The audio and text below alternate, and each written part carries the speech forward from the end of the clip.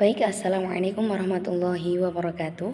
Kami dari kelompok 3, di sini kami akan menjelaskan beberapa materi. Yang pertama yaitu mengenai sasaran dakwah, yang kedua yakni pelaku dakwah, dan yang ketiga yakni masyarakat dalam perspektif kelas. Untuk materi yang pertama yaitu sasaran dakwah. Siapa sih sebenarnya sasaran dakwah itu? Di dalam Al-Quran dijelaskan bahwa sasaran dakwah ialah objek tujuan atau umat yang menjadi sasaran dari risalah Nabi Muhammad. Sasaran dakwah sering kita sebut dengan yang namanya mat'u, yang mana mat'u sendiri memiliki tingkatan keimanan masing-masing. Dalam kitab Al-Madkhal ila Ilmi Dakwah karya Muhammad Abdul Fatih Al-Bayanani, beliau menjelaskan bahwa sasaran dakwah itu dibagi menjadi dua, yakni kategori Muslim dan kategori non-Muslim. Dalam kategori Muslim sendiri itu dibagi menjadi dua lagi, yakni golongan orang yang sholih dan bertakwa, dan juga golongan orang yang fasik dan banyak dosa. Sedangkan golongan non-Muslim itu adalah orang-orang kafir. Manusia yang menjadi sasaran dakwah memiliki ideologi yang berbeda-beda, dan dalam praktiknya dakwah harus menyesuaikan kondisi dari sasaran dakwahnya.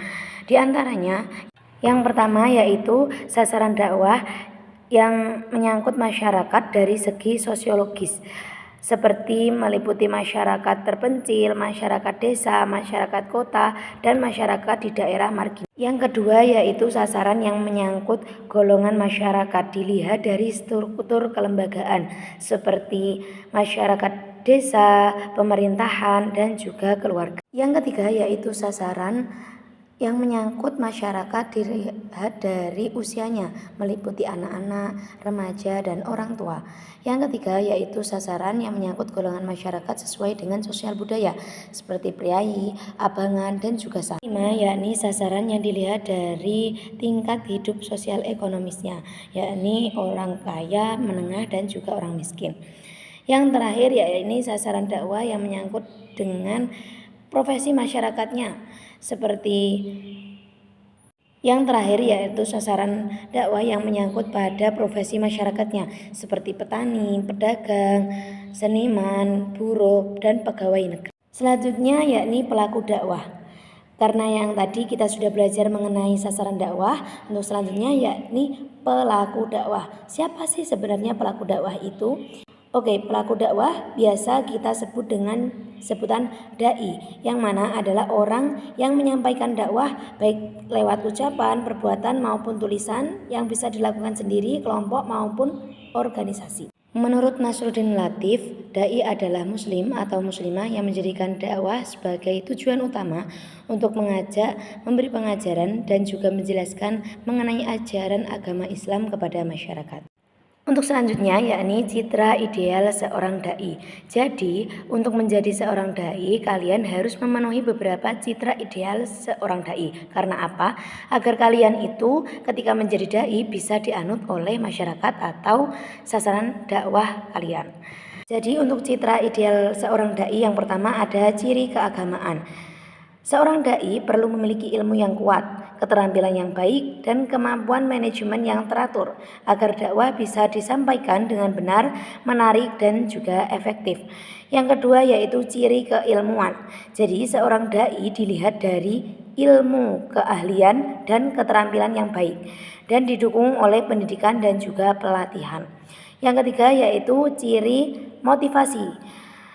Seorang dai memiliki dorongan untuk maju, bekerja aktif dan produktif sehingga kemampuan yang dimiliki bermanfaat bagi dakwah dan dirinya sendiri. Mungkin itu dari saya, dilanjutkan oleh rekan saya, Mas Fahris, monggo silakan. Ya, selanjutnya ada masyarakat dalam perspektif kelas. Masyarakat dalam perspektif kelas atau bisa disebut kelas sosial adalah pembagian posisi seseorang atau kelompok dalam masyarakat berdasarkan kedudukan tertentu dan diakui secara umum, seperti tingkat ekonomi, pekerjaan, pendidikan, kekuasaan, dan status sosial. Dari perbedaan tersebut, kelas sosial menunjukkan adanya lapisan masyarakat, meliputi kelas atas, menengah, dan bawah, yang masing-masing memiliki peluang, pengaruh, dan kondisi hidup yang berbeda.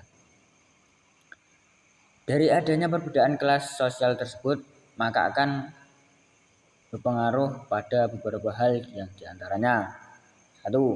Cara berpikir dan kebutuhan hidup. 2. Tingkatan pendidikan dan pemahaman agama. Ketiga, gaya komunikasi yang efektif. Keempat, masalah sosial yang dihadapi. Oleh karena itu, ketika berdakwah maka harus menyelesaikan kelas sosial atau audiensnya. Ya, dari adanya perbedaan kelas sosial di atas sebagai seorang dai harus bisa menyelesaikan cara berdakwahnya, di antaranya 1.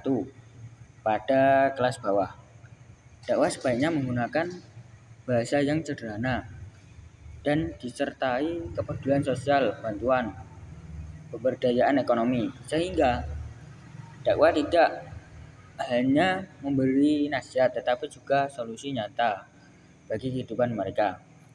Ya, contohnya seperti kayak program dalam sosial oleh Nahdlatul Ulama melalui pengajian kampung dan masyarakat. Dan yang kedua, pada kelas menengah, dakwah lebih efektif melalui pembinaan kehidupan sehari-hari seperti kajian rutin, penguatan nilai keluarga, dan keseimbangan antara urusan dunia dan akhirat. Contohnya kayak kajian pendidikan sosial oleh Muhammadiyah melalui sekolah, kampus, dan seminar. Dan yang ketiga, pada masyarakat kelas atas, dakwah dapat dilakukan melalui dialog intelektual, penekanan pada tanggung jawab sosial, dan kepemimpinan yang amanah. Contohnya kayak seminar ekonomi syariah untuk pengusaha dan pejabat tentang pengelolaan harta sesuai syariat. Nah, dari tiga tersebut, itu dari kelas bawah itu bisa disebut praktis dan sederhana. Kalau dari kelas menengah itu biasanya rasional dan aplikatif. Dan yang ketiga itu biasanya kelas atas itu biasanya disebut kayak intelektual dan strategis. Nah, dari seorang dai harus memahami struktur kelas sosial agar pesan dakwah tepat sasaran. Metode dakwah sesuai kondisi masyarakat dakwah, tidak menimbulkan jarak sosial, dan tujuan dakwah lebih efektif tercapai. Dan sekian dari kelompok 3 dari saya dan teman saya.